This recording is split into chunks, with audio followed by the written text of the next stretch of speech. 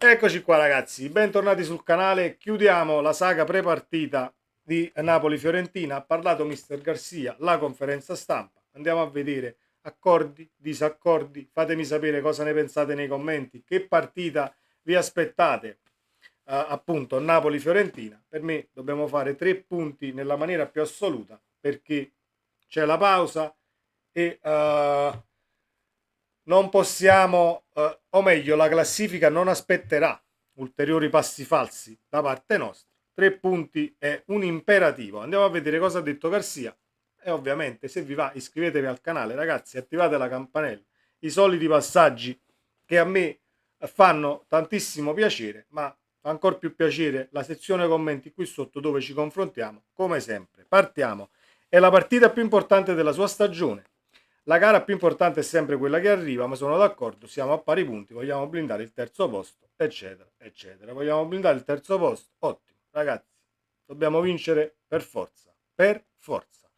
La Fiorentina ha messo in difficoltà il Napoli sempre. L'ha studiata, ci sarà turnover, c'è ancora domani per vedere chi sta bene e chi no, per il momento vedo tutti bene. L'abbiamo studiata, cambia spesso i giocatori perché ne ha tanti di qualità, l'ho vista anche ieri.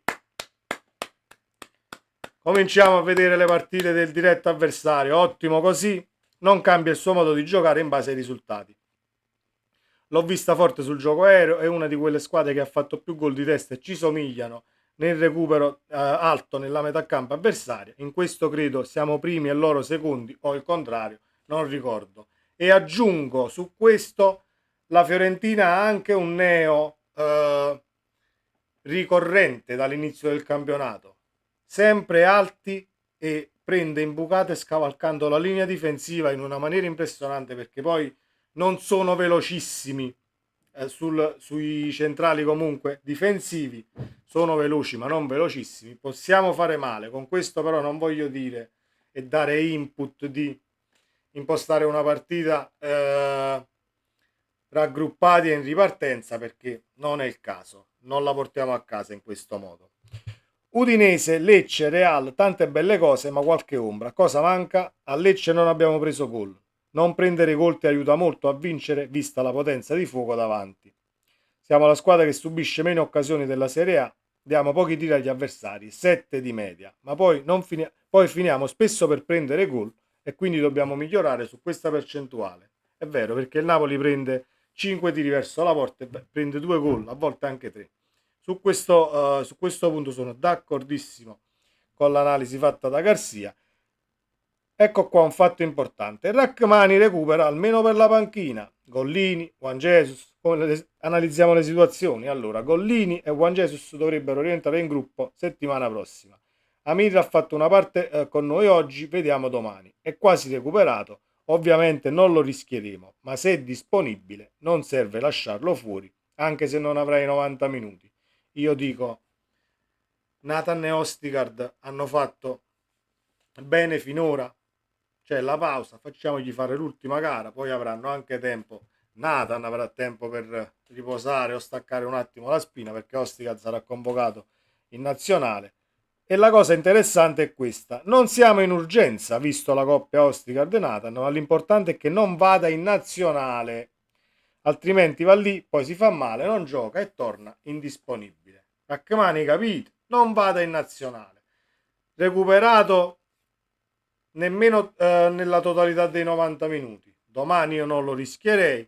Non partire per le nazionali perché lo sappiamo già. Se parte Rachmani per le nazionali si va a giocare 90 minuti dal primo match. Mi auguro che il consiglio di Garcia sia più un imperativo che un consiglio. Rachmani rimane a Castelvolturno.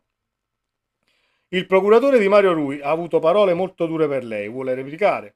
Se replico ogni volta che c'è un agente che piange, passerei tutto il tempo a farlo. L'importante è che il giocatore, quando ce l'hai tutto il tempo con te, parli con lui. Io non parlo con i procuratori. Lui è venuto da me e abbiamo chiarito. Mario non condivide le cose dette dal suo agente e quindi abbiamo un rapporto sano ed onesto. Mi auguro che sia la santa verità, questa detta da Garcia, e va bene rispedire anche queste cose al mittente. Ottimo così.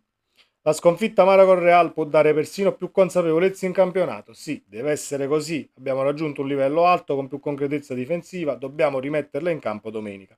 Abbiamo giocato alla pari con una delle squadre più forti al mondo, ma ora dobbiamo tenere questo livello e ho fiducia nei miei ragazzi.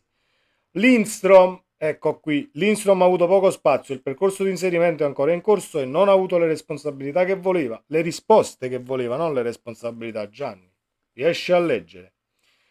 Allora, non ha avuto le risposte che voleva da Lindstrom. Garcia dice è arrivato tardi come Nathan e quando arrivi tardi non è facile inserirsi. Poi noi giochiamo in un modo totalmente differente dall'Eintracht che aspettava e faceva contropiede. Sì, ma non era totalmente così. Poi l'Eintracht bisognava un attimo analizzarlo un po' meglio. Comunque, ci teniamo questa come disamina di Garcia. Sta entrando negli schemi, dice, può giocare sugli esterni anche dietro la punta, ma quando è in campo il suo rendimento deve essere migliore di quanto fatto. Forse si riferisce alla partita con il Lecce, però è una cosa normalissima alla prima uscita. L'abbiamo visto anche con Nathan, mica è impressionato nella prima uscita come mi ha impressionato personalmente nella partita con Real Madrid. È una cosa, credo, molto, diciamo, naturale, ecco. È un bene, quindi credo, dalle dichiarazioni di Garcia, crede che Lindstrom non parta titolare. Comunque vedremo. È un bene o un male la sosta ora che sta lavorando con continuità di gioco e di condizione? Così è il calendario, pensiamo a vincere domenica. Prima della sosta è importante fare il risultato per non dare biscotti a voi. Grande, è grande perché poi quando c'è da applaudire bisogna applaudire. Ed ecco, io l'ho detto prima, bisogna vincere anche per questo, perché altrimenti ci facciamo 15 giorni di biscotti amari e vanno a ricercare tutte le notizie da qui a 1000 anni indietro e risaliranno a galla tutti a 16, tutti i giornalisti e sì, sono alti e bassi, eccetera, eccetera. Quindi rispediamo col campo, con il risultato sul campo, i biscotti ai emittenti. Ottimo così, Ostigard e Nathan possono sovvertire le gerarchie, vedremo quando sarà, il futuro ci darà risposte. Non ha detto, non ha negato però, ha detto vedremo quando sarà, io sono d'accordissimo. Vista l'intesa tra Ostigard e Nathan, Rachmani per me si deve anche sudare il posto, al momento, ad oggi. Poi ci sta che Ostigard possa calare, ci sta che Nathan sia indisponibile a una partita. Sì, però l'intesa che c'è tra questi due non la vedo tra Rachmani e Juan Jesus. Devo essere onesto.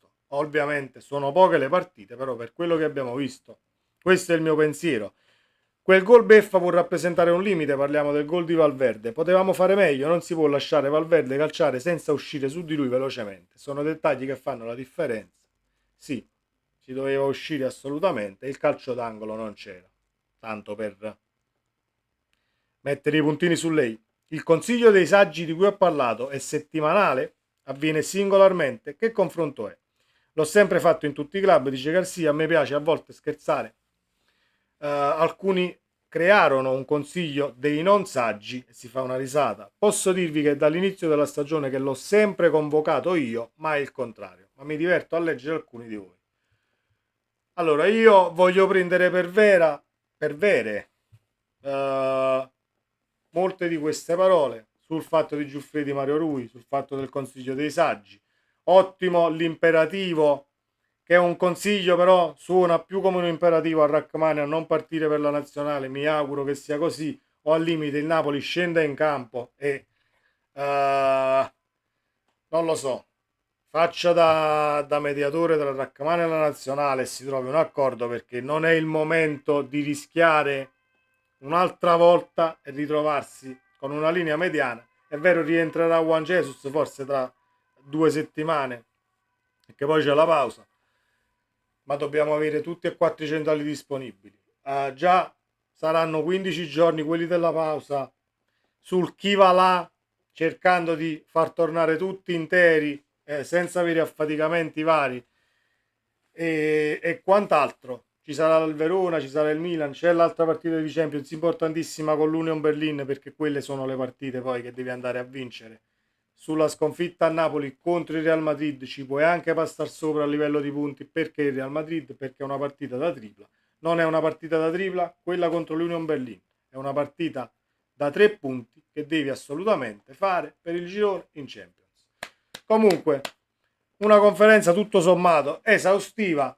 Abbiamo analizzato anche stamattina la Fiorentina. Garzia ha detto più o meno le stesse cose che pensavo già io stamattina per quanto riguarda il gioco della Viola.